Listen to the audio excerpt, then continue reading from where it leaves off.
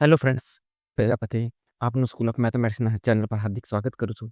અહીંયા આપણે ધોરણ 11ના વિજ્ઞાન પ્રવાહના ગણિતનો અભ્યાસ કરવાના છે, જેનું બીજું ચેપ્ટર છે સંબંધ અને વિધેયો. તો હેલો મિત્રો, કેમ છો? મજામાં છો? I hope you are be fine.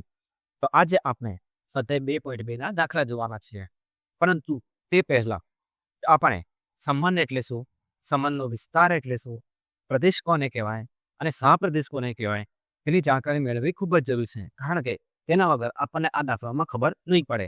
તો તે વિશેની સંપૂર્ણ માહિતી મેળવો. સંબંધ એટલે શું તે સેશનમાં આપી દીધી છે. ઉપર આઈડી બટન પર ક્લિક કરીને તમે તે વિડીયો જોઈ શકો છો. તો ચાલો સ્ટાર્ટ કરીએ સ્વાધ્યાય 2.2ના દાખલા. તો પહેલા આપણે દાખલા નંબર 1 જોઈશું. શું કીધું છે કે જો a = 1 2 3 up to 14 હોય અને r = xy, જ્યાં 3x - y = 0, xy belongs to a હોય. જો r એ a થી a નો સંબંધ હોય તો r નો પ્રદેશ, સહપ્રદેશ અને વિસ્તાર મેળવો. તો અહીંયા તમે જુઓ કે ગણ a જે છે તે આપણને યાદીની રીતે આપેલું છે અને ગણ r જે છે તે આપણને ગુણધર્મની રીતે આપેલી છે. તો પહેલા આપણે શું કરીશું કે ગણ r ને આપણે યાદીની રીતે લખીશું. બીજું અહીંયા શું લખ્યું છે કે જો r એ a થી a નો સંબંધ હોય, તો હવે તમને પ્રશ્ન એમ થશે કે જો r સંબંધ હોય તો વારંવાર આપણે r ને ગણ શા માટે કહી રહ્યા છીએ? તો વ્યાખ્યામાં શું કીધું હતું કે a ક્રોસ b ના કોઈ પણ ઉપગણને a થી b નો સંબંધ કહે છે. તો અહીંયા જે સંબંધ છે તે a ક્રોસ b નો ઉપગણ છે. તો મને હવે એમ કહો કે કોઈ પણ વસ્તુ બીજા ગણનો ઉપગણ ક્યારે થાય? તો કોઈ પણ વસ્તુ બીજા ગણનો ઉપગણ ત્યારે જ થશે કે જ્યારે તે વસ્તુ પોતે ગણ હોય. ક્લિયર છે? તો એનો મતલબ એમ થયો કે સંબંધ જે છે એ પોતે એક ગણ જ છે. વિશ્વ આપણને એ ખબર છે કે સંબંધના જે પણ શબ્દો છે એને આપણે ક્રમિક જોડ તરીકે લખીએ છીએ. તો દાખલા પર ફરીથી આવો. શું કીધું છે? r જે છે એ a થી a નો સંબંધ છે. તો એનો મતલબ એમ થયો કે આના જે પણ સભ્યો હશે તેનો જે પહેલો ઘટક હશે તે ગણ a નો સભ્ય હશે અને જે બીજો ઘટક હશે તે પણ ગણ a નો જ સભ્ય હશે. હવે ગણ r ની અંદર જુઓ. શું કીધું છે કે 3x - y = 0. તેથી આપણે અહીંયા લખીશું કે 3x - y = 0. તેથી આપણને y = 3x મળે. હવે ગણ a માં જુઓ. ગણ a ની અંદર આપણને 1 થી 14 સભ્યો આપેલા છે. તેથી આપણે શું કરીશું કે x ની કિંમત તરીકે આપણે ગણ a ના સભ્યો લઈશું અને y એવી રીતે શોધીશું કે જેથી આપણને y ની કિંમત પણ ગણ a માંથી જ મળે. ઓકે? તેથી આપણે અહીંયા લખીશું કે x = 1 લેતા y = 3 = 3 × 1. તો અહીંયા 1 કેમ લીધું? કારણ કે આપણે અહીંયા x = 1 લીધું છે તેથી. ઓકે? =3 મળે. એટલે કે x = 1 માટે y = 3 મળે. ક્લિયર છે? તો અહીંયા જુઓ. અહીંયા x ની કિંમત 1 લીધી છે અને તે ગણ a નો સભ્ય છે, તથા અહીંયા આપણને y ની કિંમત 3 મળે છે અને તે પણ ગણ a નો સભ્ય છે. તેથી આપણે r ના સભ્ય તરીકે લખીશું કે r = 1 3. હવે ગણ a નો બીજો સભ્ય 2 છે. તેથી અહીંયા આપણે લખીશું કે x = 2 લેતા y = 3x = 3 × 2 = 6 મળે. એટલે કે x = 2 માટે y = 6 મળે. તો હવે આપણે તેને r ના સભ્ય તરીકે 2 અને 6 આવી રીતે લખીશું. હવે ગણ a નો ત્રીજો સભ્ય 3 છે. તેથી અહીં આપણે લખીશું કે x = 3 લેતા y = 3x = 3 × 3 = 9 મળે. એટલે કે x = 3 માટે y = 9 મળે.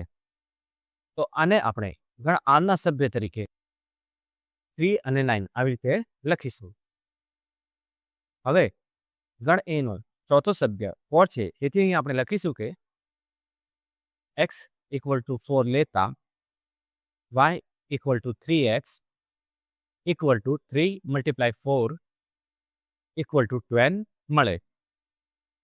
એટલે કે x = 4 માટે y = 12 મળે. તો આને આપણે r ના સભ્ય તરીકે 4 અને 12 આવી રીતે લખીશું. હવે ગણ a નો પાંચમો સભ્ય 5 છે. તેથી આપણે લખીશું કે x = 5 લેતા y = 3x equal to 3 × 5 equal to 15 મળે. એટલે કે x ઇક્વલ ટુ 5 માટે y ઇક્વલ ટુ 15 મળે. તો આને આપણે ગણ આરના સભ્ય તરીકે 5 અને 15 આવી રીતે લખી શકીએ. પરંતુ અહીંયા તમે જુઓ, અહીંયા આપણને સંબંધ આર માટે એક શરત આપેલી છે. અહીંયા એમ કીધું છે કે આર જે છે એ ગણ એ થી એનો સંબંધ છે. એટલે કે આરના જે પણ સભ્યો હશે તેનો પહેલો ઘટક ગણ એમાંથી હશે અને બીજો ઘટક પણ ગણ એમાંથી હશે.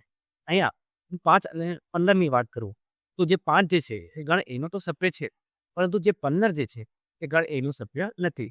તો એનો મતલબ એમ થયો કે અહીંયા 5 અને 15 ગણ આરનો સભ્ય થશે નહીં. તો અહીંયા આપણે x ઇક્વલ ટુ 5 નહીં લઈએ. તેવી અહીંયા આપણે શું કરીશું કે જે છેલ્લી લાઈન છે x ઇક્વલ ટુ 5 કહેતા તેને આપણે ડિલીટ કરીશું. તથા આરનો જે સભ્ય છે 5 અને 15 તેને પણ આપણે દૂર કરીશું. તેથી અહીંયા આપણે આરના સભ્ય તરીકે 13, 26, 39 અને 412 લઈશું. ઓકે, હવે આપણે ગણ આરનો પ્રદેશ, સહપ્રદેશ અને વિસ્તાર મેળવીશું.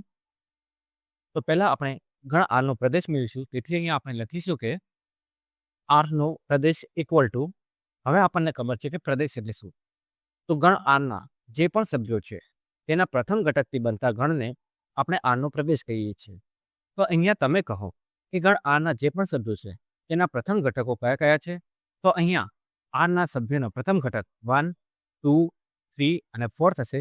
તેથી આપણે લખીશું કે આરનો પ્રદેશ ઇક્વલ ટુ 1, 2, 3 અને 4.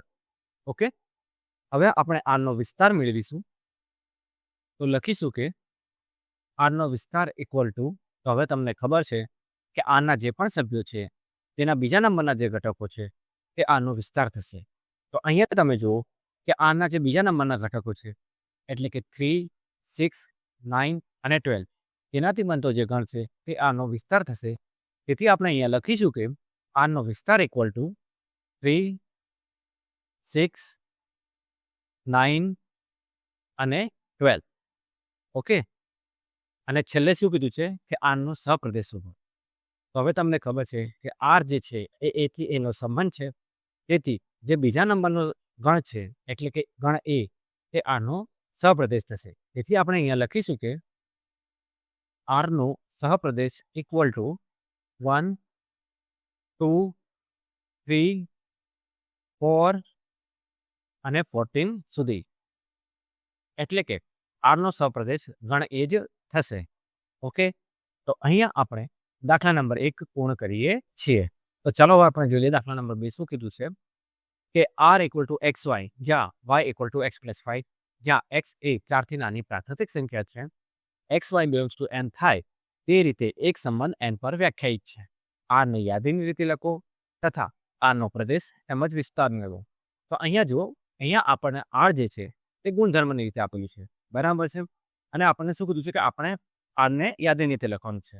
તો પહેલા આપણે શું કરીશું કે આરને યાદીની રીતે લખીશું. તો અહીંયા આપણે લખીશું કે R equal to x y જ્યાં y equal to x plus 5 જ્યાં એક્સ એ 4થી નાની પ્રાકૃતિક સંખ્યા છે તથા x y belongs to N છે.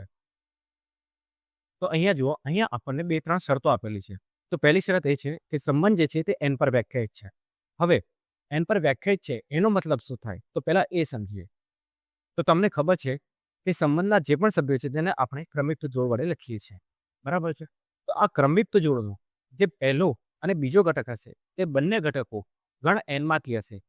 એટલે કે આ ક્રમિક જોડનો જે પહેલો ઘટક હશે અને જે બીજો ઘટક હશે બંને ઘટકો પ્રાકૃતિક ગણના સભ્યો હશે. ક્લિયર છે? હવે પ્રાકૃતિક ગણ એટલે શું તેની માહિતી મેં સ્વાધ્યાય 1.1ના જે ઇન્ટ્રોડક્શનનો વિડીયો છે તેની અંદર આપી દીધેલી છે. ઉપર આઈ લિંક બટન પર જઈને તમે તે વિડીયો જોઈ શકો છો. બીજી શરત એ આપેલી છે કે એક્સ જે છે એ 4થી નાની પ્રાકૃતિક સંખ્યા છે. એટલે કે અહીંયા એક્સની કિંમત તરીકે આપણે 1, 2 અને 3 લઈશું. અને ત્રીજી શરત એ આપેલી છે કે y equal to x plus 5 છે. હવે આપણે શું કરીશું કે આપણે અહીંયા x ઇક્વલ ટુ 1 લઈશું. તો અહીંયા આપણે લખીશું કે x ઇક્વલ ટુ 1 લેતા y equal to x plus 5 equal to 1 plus 5 equal to 6 મળે. ઓકે, એટલે કે x = 1 માટે y = 6 મળે. તેથી તેને આપણે આરના સભ્ય તરીકે r = 16 આવી રીતે લખીશું. હવે આપણે x = 2 લઈશું. તેથી આપણે લખીશું કે x = 2 લેતા y = x + 5 = 2 + 5 = 7 મળે. એટલે કે x = 2 માટે y = 7 મળે.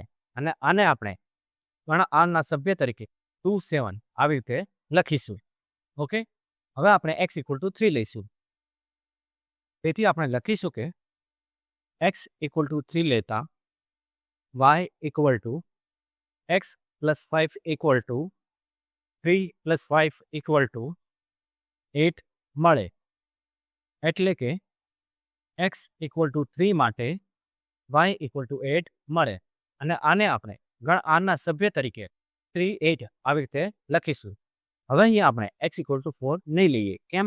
કારણ કે ઉપર જુઓ શરત આપેલી છે કે x જે છે એ 4થી નાની પ્રાકૃતિક સંખ્યા છે. બરાબર છે?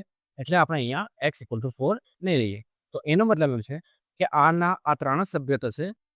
કયા કયા? 1 6 2 7 અને 3 8. આને આપણે આરને યાદીની રીતે લખ્યું કહેવાય. ઓકે, પછી શું કર્યું છે કે આરનો પ્રદેશ લખો.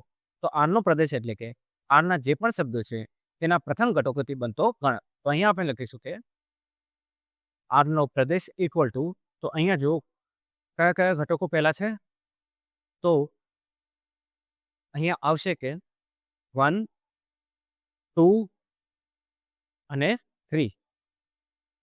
તો આ આરનો પ્રદેશ થશે. બીજું શું કીધું છે કે આરનો વિસ્તાર મેળવો. તો અહીંયા આપણે લખીશું કે આરનો વિસ્તાર = હવે તમને ખબર છે કે આરનો વિસ્તાર શું થાય. તો ગણ આરના જે પણ સભ્યો છે તેના બીજા ઘટકો વડે બનતા ગણને ગણ આરનો વિસ્તાર કહે છે. તેથી અહીંયા આપણે ગણ આરના વિસ્તાર તરીકે 6 7 અને 8ને લખીશું. ઓકે, અને આ આપણો ફાઇનલ આન્સર થશે. તો અહીંયા આપણે દાખલા નંબર 2 પૂર્ણ કરીએ છીએ. હવે આપણે દાખલા નંબર 3 જોઈશું. શું કીધું છે કે જો a = 1 2 3 અને 5 હોય તથા b = 4 6 અને 9 હોય તથા r = xy, જ્યાં x અને y નો તફાવત અયુગ્મ સંખ્યા છે, x belongs to a તથા y belongs to b થાય તે રીતે સંબંધ a થી b પર વ્યાખ્યાયિત છે, તો આરને યાદીની રીતે લખો. તો અહીંયા બીજું આપણે કશું જ નથી શોધવાનું. આપણે અહીંયા આરને જે ગુણધર્મની રીતે લખેલો છે તેને આપણે યાદીની રીતે લખવાનું છે. પરંતુ અહીંયા કેટલીક શરતો આપેલી છે, આપણે તે શરતોનું પણ પાલન કરવાનું છે. તો કઈ કઈ શરતો છે પહેલા તે જોઈએ. તો અહીંયા એમ કીધું છે કે સંબંધ આર જે છે તે a થી b પર વ્યાખ્યાયિત છે. તો એનો મતલબ એમ છે કે સંબંધ આરનો જે સભ્ય છે તેનો પહેલો ઘટક ગણ a માંથી હશે અને બીજો ઘટક ગણ b માંથી હશે. બીજી શરત શું આપેલી છે કે x અને y નો તફાવત અયુગ્મ સંખ્યા છે. એટલે કે ગણ a ના જેટલા પણ સભ્યો છે તે બધાના આપણે ગણ b ના જે પણ સભ્યો છે તેની સાથેનો તફાવત જોઈશું. અને જે તફાવતનો આન્સર અયુગ્મ સંખ્યા આવતી હશે તેનો આપણે ગણ આરના સભ્ય તરીકે સમાવેશ કરીશું. તો ચાલો જોઈએ આન્સર. તો અહીંયા r = xy, જ્યાં x અને y નો તફાવત અયુગ્મ સંખ્યા છે તથા x belongs to a અને y belongs to b આપેલ છે. હવે આપણે x = 1 અને y = 4 લઈશું. કેમ? કારણ કે આપણને અહીંયા કીધું છે કે x જે છે તે ગણ a માંથી છે અને y જે છે એ ગણ b માંથી છે. તો અહીંયા આપણે લખીશું કે x = 1 અને y = 4 લેતા તફાવત 3 એટલે કે અયુગ્મ સંખ્યા મળે છે. બરાબર? અહીંયા જુઓ, અહીંયા આપણે x અને y નો તફાવત લેવાનો છે, નહીં કે આપણે અહીંયા x અને y ની બાદબાકી લેવાની છે. બરાબર છે? જો આપણને એમ કીધું કે x - y તો આપણો આન્સર -3 આવશે. પરંતુ અહીંયા આપણને કીધું છે કે x અને y નો તફાવત લેવાનો છે. ઓકે, તો હવે આપણે આરના સભ્ય તરીકે 1 અને 4 આવી રીતે લખીશું. હવે આપણે x = 1 અને y = 6 લઈશું. તો આપણે અહીંયા લખીશું કે x = 1 અને y = 6 લેતા તફાવત 5 એટલે કે અયુગ્મ સંખ્યા મળે છે. તો આને આપણે આરના સભ્ય તરીકે 1 6 આવી રીતે લખીશું. હવે x = 1 અને y = 9 લેતા તફાવત 8 એટલે કે યુગ્મ સંખ્યા મળે છે. પરંતુ આપણે અહીંયા આની અંદર એવા સભ્યો લેવાના છે કે જેના પહેલા અને બીજા ઘટકનો તફાવત યુગ્મ સંખ્યા હોય, બરાબર છે. એટલે આપણે અહીંયા x = 1 અને y = 9 નહીં લઈએ. એટલે આપણે આ લાઈનને ડિલીટ કરીશું. હવે આપણે x = 2 અને y = 4 લઈશું. તેથી આપણે અહીંયા લખીશું કે x = 2 અને y = 4 લેતા તફાવત 2 એટલે કે યુગ્મ સંખ્યા મળે છે. તો ફરીથી કે x અને y નો તફાવત અયુગ્મ હશે તો જ આપણે તેનો સમાવેશ કરીશું, પરંતુ અહીંયા x અને y નો તફાવત યુગ્મ છે, તેથી આપણે તેનો સમાવેશ આરના સભ્ય તરીકે નહીં કરીએ. તેથી આપણે આ લાઈન પર ડિલીટ કરીશું. હવે આપણે x = 2 અને y = 6 લઈશું. તેથી આપણે અહીંયા લખીશું કે x = 2 અને y = 6 લેતા તફાવત 4 એટલે કે યુગ્મ સંખ્યા મળે છે, અને યુગ્મ સંખ્યા મળતી હોવાથી આપણે તેનો પણ આરના સભ્ય તરીકે સમાવેશ કરીશું નહીં. ઓકે, તો આ લાઈન પણ આપણે ડિલીટ કરીશું. હવે આપણે x = 2 અને y = 9 લઈશું. તેથી આપણે અહીંયા લખીશું કે x = 2 અને y = 9 લેતા તફાવત 7 એટલે કે અયુગ્મ સંખ્યા મળે છે. તેથી આપણે તેનો સમાવેશ આરના સભ્ય તરીકે કરીશું. તેથી અહીંયા આપણે આરના સભ્ય તરીકે 2 અને 9 લખીશું. હવે આપણે x = 3 અને y = 4 લઈશું. તેથી આપણે અહીંયા લખીશું કે x = 3 અને y = 4 લેતા તફાવત 1 એટલે કે અયુગ્મ સંખ્યા મળે છે. તેથી આપણે તેનો પણ સમાવેશ આરના સભ્ય તરીકે કરીશું. તેથી આપણે આરના સભ્ય તરીકે 3 અને 4 લખીશું. હવે આપણે x = 3 અને y = 6 લઈશું. તેથી આપણે લખીશું કે x = 3 અને y = 6 લેતા તફાવત 3 એટલે કે અયુગ્મ સંખ્યા મળે છે. તેથી આપણે તેને આરના સભ્ય તરીકે 3, 6 આવી રીતે લખીશું. હવે આપણે x = 3 અને y = 9 લઈશું. તેથી આપણે અહીંયા લખીશું કે x = 3 અને y = 9 લેતા તફાવત 6 એટલે કે યુગ્મ સંખ્યા મળે છે. અને યુગ્મ સંખ્યા મળે તો આપણે તેનો સમાવેશ આના સભ્ય તરીકે નથી કરતા. તેથી આપણે આ લાઈનને ડિલીટ કરીશું. હવે આપણે x = 5 અને y = 4 લઈશું. તેથી આપણે અહીંયા લખીશું કે x = 5 અને y = 4 લેતા તફાવત 1 એટલે કે અયુગ્મ સંખ્યા મળે છે. તેથી આપણે તેનો આના સભ્ય તરીકે સમાવેશ કરીશું. તેથી આપણે આના સભ્ય તરીકે 5 અને 4 ને લખીશું. હવે આપણે x = 5 અને y = 6 લઈશું. તેથી આપણે અહીંયા લખીશું કે x = 5 અને y = 6 લેતા તફાવત 1 એટલે કે અયુગ્મ સંખ્યા મળે છે. તેથી આપણે તેનો આના સભ્ય તરીકે સમાવેશ કરીશું. તેથી આપણે આના સભ્ય તરીકે 5 અને 6 લખીશું. હવે આપણે x = 5 અને y = 9 લઈશું. તેથી આપણે અહીંયા લખીશું કે x = 5 અને y = 9 લેતા તફાવત 4 એટલે કે યુગ્મ સંખ્યા મળે છે. અને યુગ્મ સંખ્યા મળતી હોવાથી આપણે તેનો સમાવેશ આના સભ્ય તરીકે નહીં કરીએ, અને તેથી આપણે જે છેલ્લી લાઈન છે તેને ડિલીટ કરીશું. અને હવે આપણે અહીંયા આરનો ગણ પૂરો કરીશું. તેથી અહીંયા આપણને આરના સભ્ય તરીકે 1, 4, 1, 6, 2, 9, 3, 4, 3, 6, 5, 4 અને 5, 6 મળ્યા, જે આપણો આન્સર થશે. હવે આપણે દાખલા નંબર 4 જોઈશું. શું કહ્યું છે કે આકૃતિ 2.7માં P થી Q નો સંબંધ દર્શાવેલો છે. આ સંબંધને એક ગુણધર્મની રીતે અને બીજું યાદીની રીતે લખો તથા તેનો પ્રદેશ અને વિસ્તાર શું થશે. તો અહીંયા જુઓ, અહીંયા આપણને શું આપેલું છે? અહીંયા આપણને જે સંબંધ આપેલો છે તે P થી Q નો આપેલો છે. તો એનો મતલબ એમ થશે કે સંબંધના જે પણ સભ્યો હશે તેનો જે પહેલો ઘટક છે તે ગણ P માંથી હશે અને બીજો ઘટક જે છે તે ગણ Q માંથી હશે. તો પહેલા આપણે સંબંધને ગુણધર્મની રીતે લખીશું. તો સંબંધ આપણે R તરીકે દર્શાવ્યું છે. તેથી આપણે અહીંયા લખીશું કે R = XY. કેમ? કારણ કે સંબંધના જે પણ સભ્યો છે તેને આપણે ક્રમિક જોડ તરીકે લખીએ છીએ. તેથી અહીંયા આપણે XY ની ક્રમિક જોડ લીધેલી છે. તો અહીંયા હવે તમે જુઓ કે Qના જે પણ સભ્યો છે તે Pના જે પણ સભ્યો સાથે જોડાયેલા છે એના કરતાં 2 ઓછા છે. તેથી આપણે અહીંયા લખીશું કે x - y = 2, જ્યાં x belongs to P અને y belongs to Q છે. તો આને આપણે ગુણધર્મ રીતે લખ્યું કહેવાય. ઓકે, હવે આપણે સંબંધ યાદીની રીતે લખીશું. તો અહીંયા આપણે લખીશું કે R = તો અહીંયા તમે જુઓ કે અહીંયા 5ની સાથે 3 જોડાયેલા છે, 6ની સાથે 4 જોડાયેલા છે અને 7ની સાથે 5 જોડાયેલા છે. તેથી આપણે આને યાદીની રીતે આ પ્રમાણે લખીશું 5 3 6 4 અને 7 5. ઓકે, પછી શું કીધું છે કે તેનો પ્રદેશ અને વિસ્તાર શું થશે? તો અહીંયા આપણે આરનો પ્રદેશ લખીશું. તો અહીંયા આપણે લખીશું કે આરનો પ્રદેશ ઇક્વલ ટુ, હવે તમને ખબર છે કે આરનો પ્રદેશ શું થાય? તો આરના જે પણ સભ્યો હશે તેના જે પહેલા નંબરના ઘટક હશે તેના વડે બનતો ગણ આરનો પ્રદેશ થશે. તેથી આપણે અહીંયા આરના પ્રદેશ તરીકે લખીશું કે 5 6 અને 7. તો આ આપણો આરનો પ્રદેશ થશે. બીજો હવે આપણે આરનો વિસ્તાર શોધીશું. તેથી આપણે અહીંયા લખીશું કે આરનો વિસ્તાર ઇક્વલ ટુ, તો હવે આપણને ખબર છે કે આરના જે પણ સભ્યો છે તેના બીજા નંબરના ઘટકોથી બનતો પણ આરનો વિસ્તાર થશે. તેથી આપણે અહીંયા લખીશું કે 3 4 અને 5 અને આ આપણો આન્સર થશે. તો અહીંયા આપણે દાખલા નંબર 4 પૂર્ણ કરીએ છીએ. પરંતુ અહીંયા હું તમને એક વસ્તુ કહેવા માંગુ છું કે તમારો એક સબસ્ક્રાઇબ અને બેલ આઇકોન પર ક્લિક મારા માટે મોટી પ્રેરણા છે. કારણ કે આવા દરેક વિડીયો પાછળ ઘણી મહેનત રહેતી હોય છે. તો જરૂરથી સબસ્ક્રાઇબ કરો અને નોટિફિકેશન ચાલુ રાખો.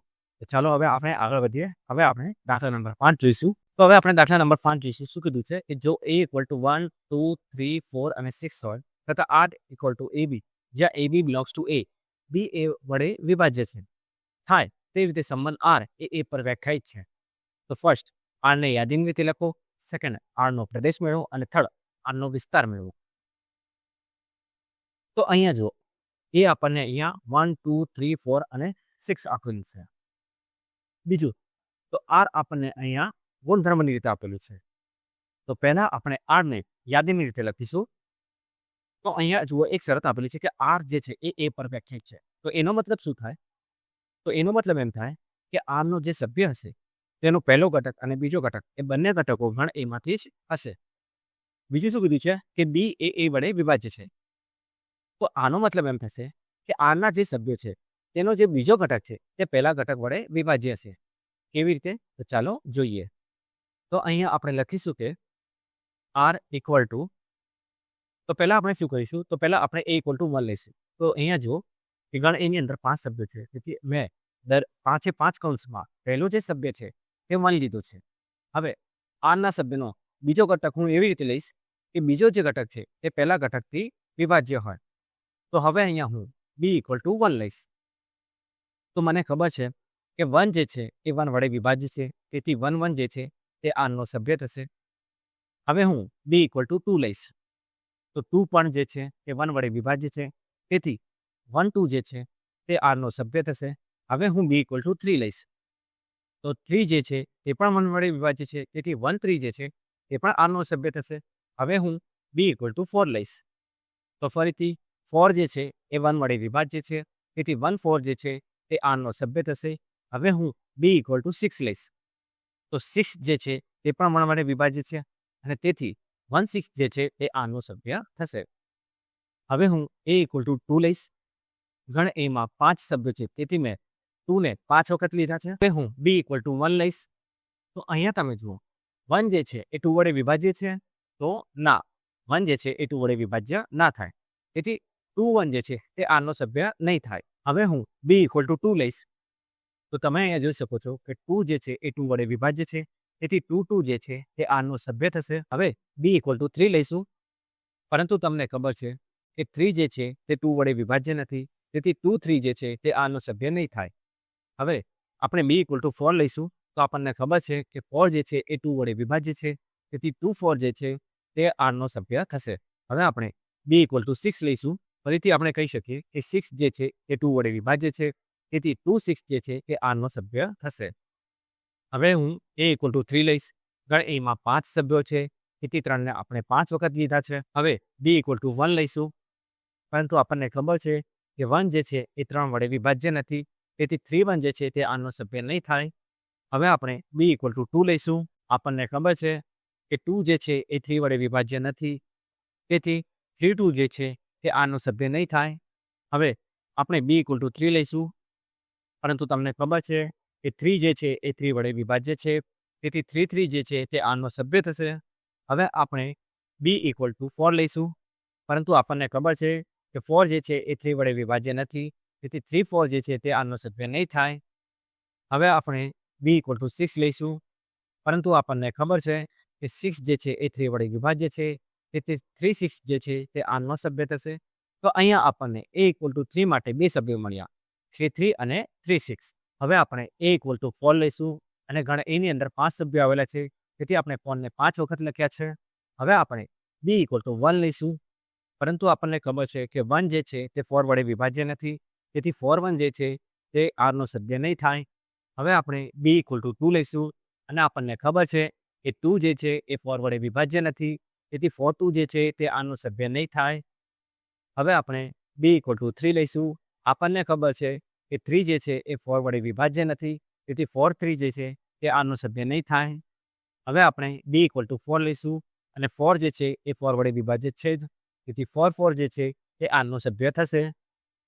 હવે આપણે બી ઇક્વલ ટુ 6 લઈશું અને આપણને ખબર છે 6 જે છે તે 4 વડે વિભાજ્ય નથી, તેથી 4 6 જે છે તે આનો સભ્ય નહીં થાય.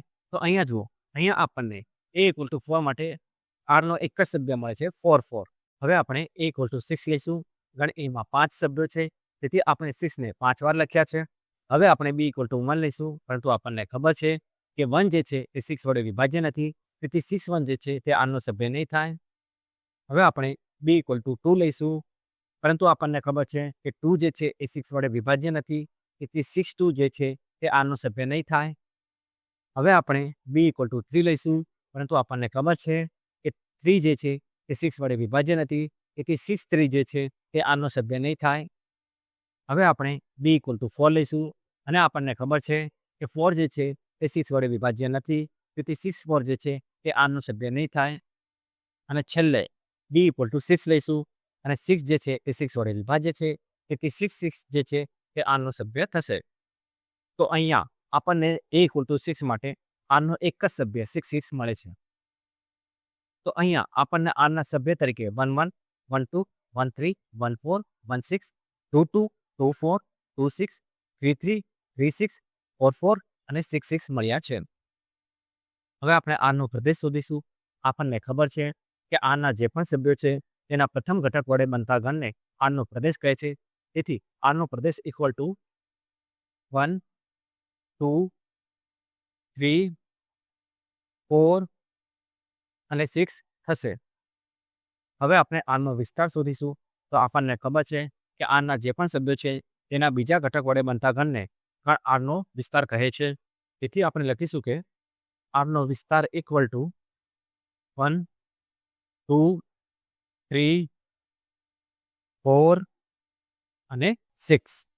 હવે આપણે દાખલા નંબર 6 જોઈશું. શું કીધું છે કે R equal to x x plus 5, જ્યાં એક્સ બિલોંગ્સ ટુ 0 1 2 3 4 5 થાય તે રીતે વ્યાખ્યાયિત સંબંધનો પ્રદેશ તેમજ વિસ્તાર મેળવો. તો અહીંયા આપણે સંબંધ આરનો પ્રદેશ અને વિસ્તાર શોધવાનું છે. અહીંયા આર જે છે તે ગુણધર્મની રીતે આપેલું છે. તો અહીંયા શું કરીશું, અહીંયા આપણે આરને યાદીની રીતે લખીશું. તો અહીંયા જુઓ, અહીંયા આપણને એક્સ બિલોંગ્સ ટુ 0 1 2 3 4 અને 5 કીધા છે. તો પહેલાં આપણે શું કરીશું કે અહીંયા આપણે એક્સ ઇક્વલ ટુ 0 લઈશું, તેથી આપણે અહીંયા લખીશું કે એક્સ ઇક્વલ ટુ 0 લેતા x x plus 5 equal to 0 5 મળે, તેથી આપણે 0 5 ને આરના સભ્ય તરીકે લખીશું. હવે આપણે એક્સ ઇક્વલ ટુ 1 લઈશું, તેથી આપણે લખીશું કે એક્સ ઇક્વલ ટુ 1 લેતા x x plus 5 equal to 1 6 મળે, અને 1 6 ને પણ આપણે આરના સભ્ય તરીકે લખીશું. હવે આપણે એક્સ ઇક્વલ ટુ 2 લઈશું, તેથી આપણે લખીશું કે એક્સ ઇક્વલ ટુ 2 લેતા x x plus 5 equal to 2 7 મળે, અને 2 7 ને પણ આપણે આરના સભ્ય તરીકે લખીશું. હવે આપણે એક્સ ઇક્વલ ટુ 3 લઈશું, તેથી આપણે લખીશું કે એક્સ ઇક્વલ ટુ 3 લેતા x x plus 5 equal to 3 8 મળે, અને 3 8 ને પણ આપણે આરના સભ્ય તરીકે લઈશું. હવે આપણે એક્સ ઇક્વલ ટુ 4 લઈશું, તેથી આપણે લખીશું કે એક્સ ઇક્વલ ટુ 4 લેતા x x plus 5 equal to 4 9 મળે, અને 4 9 ને પણ આપણે આરના સભ્ય તરીકે લઈશું. હવે આપણે એક્સ ઇક્વલ ટુ 5 લઈશું, તેથી આપણે લખીશું કે એક્સ ઇક્વલ ટુ 5 લેતા x x plus 5 equal to 5 10 મળે, અને 5 10 ને પણ આપણે આરના સભ્ય તરીકે લખીશું. તો આ આપણે આરને યાદીની રીતે લખ્યું કહેવાય. હવે આપણને એમ કીધું છે કે સંબંધનો પ્રદેશ તેમજ વિસ્તાર મેળવો. તો સૌથી પહેલાં આપણે સંબંધનો પ્રદેશ મેળવીશું. હવે આપણને ખબર છે કે સંબંધના જે પણ સભ્યો છે એના પહેલા ઘટક વડે બનતા ગણને સંબંધ આરનો પ્રદેશ કહે છે. તેથી આપણે અહીંયા લખીશું કે આરનો પ્રદેશ ઇક્વલ ટુ 0, 1, 2, 3, 4 અને 5.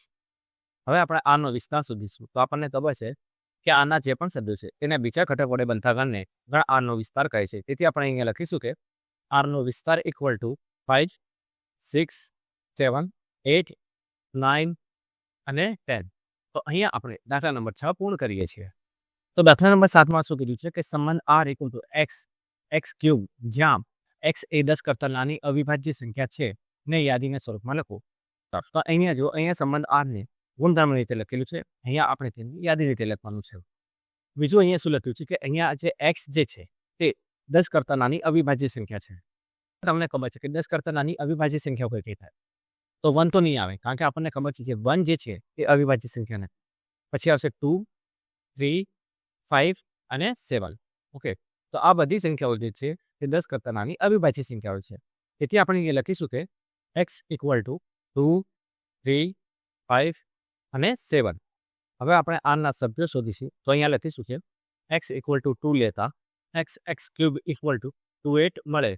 તેથી આપણે 2/8 ને આરના સભ્ય તરીકે લખીશું. હવે આપણે x ઇક્વલ ટુ 3 લઈશું. તેથી આપણે લખીશું કે x ઇક્વલ ટુ 3 લેતા x ક્યુબ ઇક્વલ ટુ 327 મળે. હવે આપણે x ઇક્વલ ટુ 5 લઈશું. તેથી આપણે અહીંયા લખીશું કે x ઇક્વલ ટુ 5 લેતા x ક્યુબ ઇક્વલ ટુ 125 મળે. તેથી આપણે 125 ને પણ આરના સભ્ય તરીકે લખીશું. હવે આપણે x ઇક્વલ ટુ 7 લઈશું. તેથી આપણે અહીંયા લખીશું કે x ઇક્વલ ટુ 7 લેતા x ક્યુબ ઇક્વલ ટુ 343 મળે અને 343 ને પણ આપણે આના સભ્ય તરીકે લખીશું. તો આને આપણે ગણ આરને યાદીની રીતે લખ્યું કહેવાય અને આ આપણો ફાઇનલ આન્સર થશે. હવે આપણે દાખલા નંબર 8 જોઈશું. શું કીધું છે કે જો a ઇક્વલ ટુ xyz અને b ઇક્વલ ટુ 1, 2 હોય તો a થી b ના સંબંધોની સંખ્યા શોધો. તો પહેલા સંબંધની વ્યાખ્યા એટલે શું તે સમજો. મેં તમને પહેલા પણ કીધું હતું કે સરળ ભાષામાં જો હું તમને સમજાવું તો સંબંધ એટલે કે એક એવો ગુણધર્મ અથવા તો એક એવી શરત કે જેના વડે ગણ a ના અમુક અથવા તો બધા સભ્યો ગણ b ના અમુક અથવા તો બધા સભ્યો સાથે જોડાયેલા હોય. પરંતુ અહીંયા તમે જો અહીંયા આપણને એવી કોઈ પણ શરત અથવા તો કોઈ પણ ગુણધર્મ નથી આપ્યું કે જેના વડે આપણે કહી શકીએ કે ગણ a ના સભ્યો ગણ b ના સભ્યો સાથે જોડાયેલા છે. તો અહીંયા આપણે શું કરીશું, અહીંયા આપણે ગણ a ના દરેક સભ્યની ગણ b ના દરેક સભ્ય સાથે જોડ બનાવીશું અને આ જોડને જ આપણે ક્રમિક જોડો કહીએ છીએ. તેથી આપણે અહીંયા શું કરીશું, અહીંયા આપણે a ક્રોસ b શોધીશું. ઓકે, તેથી અહીંયા આપણે લખીશું કે a cross b equal to x1, x2, y1, y2, z1 અને z2. હવે ફરીથી ઉપર જુઓ શું કીધું છે કે a થી b ના સંબંધોની સંખ્યા શોધો. પરંતુ મેં તમને કહ્યું તે પ્રમાણે અહીંયા એક પણ એવો ગુણધર્મ કે શરત નથી આપી કે જેના વડે આપણે a થી b નો સંબંધ સ્થાપિત કરી શકીએ. પરંતુ સંબંધની વ્યાખ્યા જુઓ, એમાં શું કીધું છે કે સંબંધ જે છે તે a ક્રોસ b નો ઉપગણ છે. હવે હું તમને એક પ્રશ્ન પૂછું કે કોઈ પણ ગણના ઉપગણોની સંખ્યા કેટલી થશે? તો તમે કહેશો કે કોઈ પણ ગણના ઉપગણોની સંખ્યા 2n થશે, જ્યાં n જે છે તે ગણના સભ્યોની સંખ્યા છે. તો અહીંયા આપણે લખીશું કે કોઈ પણ ગણના ઉપગણોની સંખ્યા 2n થશે, જ્યાં n જે છે તે ગણના સભ્યોની સંખ્યા છે. તેથી આપણે લખીશું કે a ક્રોસ b ના ઉપગણોની સંખ્યા 2n એટલે કે 2/6 એટલે કે 64 થશે. તો એનો મતલબ એમ થયો કે a થી b ના સંબંધોની સંખ્યા 64 થાય. તો અહીંયા આપણે દાખલો નંબર 8 પૂર્ણ કરીએ છીએ. તો હવે આપણે દાખલા નંબર 9 જોઈશું. દાખલા નંબર 9માં શું કીધું છે કે r એ z પર r ઇક્વલ ટુ ab, જ્યાં ab belongs to z, a - b એ પૂર્ણાંક છે દ્વારા વ્યાખ્યાયિત છે. તો આરનો પ્રદેશ અને વિસ્તાર મેળવે. તો અહીંયા તમે જુઓ, અહીંયા જે z છે એને મેં બોલ્ડ કરેલું છે. શા માટે? કારણ કે આ z જે છે તે એક વિશિષ્ટ પ્રકારનો ગણ છે અને તેને પૂર્ણાંક સંખ્યાનો ગણ કહેવામાં આવે છે. કે પૂર્ણાંક સંખ્યાનો ગણ એટલે શું અને આવા કેટલા વિશિષ્ટ પ્રકારના ગણો છે, તો તેના પર મેં એક વિડીયો બનાવેલો છે, સ્વાધ્યાય 1.1 નો માહિતીનો વિડીયો. તેની અંદર મેં આવા વિશિષ્ટ પ્રકારના જે પણ ગણો છે તેની સમજૂતી આપેલી છે. ઓકે, તો ચાલો આગળ વધીએ. તો અહીંયા જુઓ, અહીંયા આપણને r શું આપેલું છે, તો અહીંયા આપણને r ઇક્વલ ટુ ab, જ્યાં ab belongs to z, a minus b એ પૂર્ણાંક છે. તો પહેલા એ સમજો કે ઝેડ એટલે શું? તો ઝેડ એટલે કે પૂર્ણાંક સંખ્યાઓનો ગણ. તો પૂર્ણાંક સંખ્યાઓ કઈ કઈ થાય? તો બધી માઇનસ સંખ્યાઓ, 0 અને ધન સંખ્યાઓનો સમાવેશ પૂર્ણાંક સંખ્યાઓમાં થાય છે. તો આની અંદર એક શરત આપેલી છે, તે જુઓ કે શું કીધું છે કે AB બિલોંગ્સ ટુ ઝેડ છે. એટલે કે A અને B ઝેડમાંથી લેવાના છે. એટલે કે અહીંયા આપણે એ તરીકે કોઈ પણ ધન પૂર્ણાંક, 0 અથવા ઋણ પૂર્ણાંક લઈ શકીએ. તેવી જ રીતે બી જે છે તે આપણે કોઈ પણ ધન પૂર્ણાંક, 0 અથવા ઋણ પૂર્ણાંક લઈ શકીએ. પરંતુ આપણને અહીંયા બીજી શરત એ પણ આપેલી છે કે A માઇનસ બી જે છે તે પૂર્ણાંક હોવો જોઈએ. તો હવે આપણને ખબર છે કે કોઈ પણ બે પૂર્ણાંક સંખ્યાઓનો તફાવત એ હંમેશા પૂર્ણાંક જ મળે છે. એટલે કે આપણે A અને B ગમે તે લઈએ, આપણે તેનો જે માઇનસ જે છે તે પૂર્ણાંક જ મળશે. તો કહેવાનો મતલબ એમ છે કે A અને Bની ગમે તે સંખ્યા માટે, ગમે તે કિંમત માટે A માઇનસ બી હંમેશા આપણને પૂર્ણાંક જ મળશે. તો અહીંયા આપણે લખીશું કે A અને Bની કોઈ પણ કિંમત માટે A માઇનસ બી હંમેશા પૂર્ણાંક જ મળે. તો એનો મતલબ એમ થયો કે આરના જે સભ્યો છે તેના પ્રથમ ઘટક તરીકે આપણને ગણ ઝેડના બધા જ સભ્યો મળશે અને જે બીજો ઘટક છે તેના માટે પણ આપણને ઝેડના બધા જ સભ્યો મળશે. હવે આપણે અહીંયા આરનો પ્રદેશ અને વિસ્તાર મેળવીશું. આપણને ખબર છે કે આરનો વિસ્તાર એટલે કે આરના જે પણ સભ્યો છે તેના પ્રથમ ઘટકોથી બનતો ગણ. અને મેં તમને હમણાં કીધું તે પ્રમાણે કે ઝેડની દરેક કિંમત માટે એ મળે છે. તો એનો મતલબ એમ થયો કે આરનો પ્રદેશ ઝેડ જ થશે. તો અહીંયા આપણે લખીશું કે આરનો પ્રદેશ ઇક્વલ ટુ ઝેડ થાય. હવે આપણે વિસ્તાર મેળવીશું. હવે તમને ખબર છે કે આરનો વિસ્તાર એટલે શું? કે આરના જે પણ સભ્યો હશે તેના બીજા ઘટકોથી બનતા ગણને ગણ આરનો વિસ્તાર કહે છે. અહીંયા ઝેડના દરેક સભ્ય માટે બી મળશે. તેથી આરનો જે વિસ્તાર છે એ ઝેડ જ થશે. તેથી આપણે અહીંયા લખીશું કે આરનો વિસ્તાર ઇક્વલ ટુ ઝેડ. ઓકે, તો અહીંયા આપણે દાખલા નંબર 9 પૂર્ણ કરીએ છીએ. સાથે સાથે આપણે સ્વાધ્યાય 2.2 પણ પૂર્ણ કરીએ છીએ. તમે આ આખો વિડીયો જોશો તો તમને ખબર પડશે કે મેં તમને અહીંયા દરેક જે દાખલા છે તેને વ્યાખ્યા સાથે ઊંડાણપૂર્વક સમજાવવાનો પ્રયત્ન કર્યો છે. છતાં પણ તમને જો કોઈ ડાઉટ હોય અથવા કોઈ દાખલામાં ખબર ના પડી હોય તો નીચે કોમેન્ટ બોક્સમાં લખીને મને જણાવજો. શક્ય હશે તો હું તેના વિશે એક ડેડિકેટેડ વિડીયો લઈને આવીશ. તો તમને સમજાવવા માટે મેં આટલી બધી મહેનત કરી છે. તો હવે થોડીક મહેનત તમે પણ કરી લો. નીચે જે બેલ આઇકન બટન છે તેને દબાવો, આ વિડીયોને લાઇક કરો અને વધુમાં વધુ શેર કરો તથા સ્કૂલ ઓફ મેથેમેટિક્સના ચેનલને સબસ્ક્રાઇબ કરો. Thank you.